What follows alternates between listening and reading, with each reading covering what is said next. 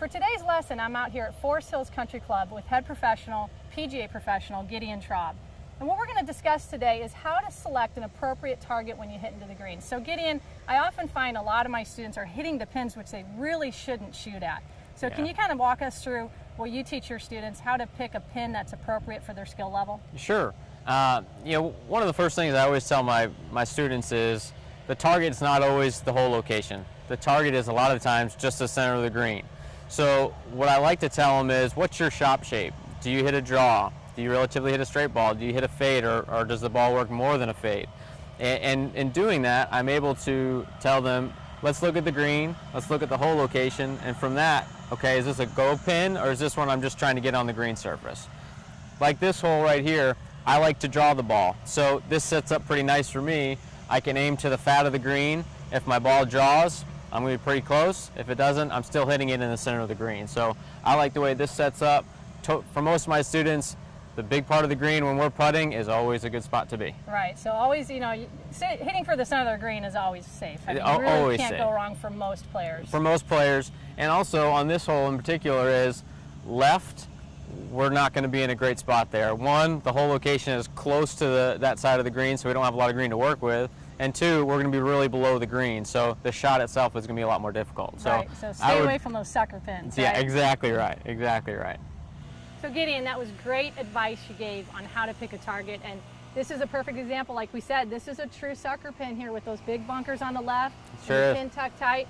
So the average player, like you said, is probably better off just going for the middle part of the green. Yep. You said you like to play a draw, so just walk us through what you're going to do here to hit your shot. Sure. So what I normally am going to do is I always have a pre-shot routine, which I think is really important. It allows you not only to be able to pick a target well, but kind of get all the outside things that are going on, like the blower on the golf course, your friend's conversation. It allows you to kind of cue in on the shot you're going to hit. So I always go through my pre-shot routine, which is getting behind the golf ball, picking my target, which is on the green, and then finding that intermediary target that's kind of closer to me that I can line up to a little bit easier. Right. So for me, I'm going to aim pretty much right at that chimney at the house just beyond. So I'm going to find something here in between me and the hole, and I'm going to make sure that I set up my club face to that target and then get my feet lined up with that target, okay?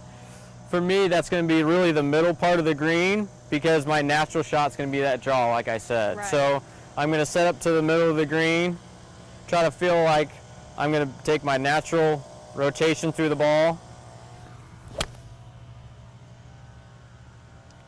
and try to draw it in. Now, that didn't draw as much as I would maybe have liked, but it was a straight ball relatively, and I stayed in the fat part of the green, so my strategy worked. If it drew, I would have been closer, but hey, I'm putting, so I always want to be putting. Right, yeah, very nice shot. Thanks. Great advice, thanks.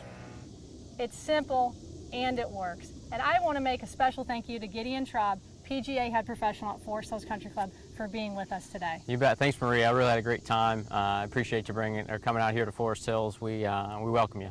Thank you so much. And remember, if you have an idea for a lesson, feel free to submit it in the Ask Maria section on mygolfinstructor.com.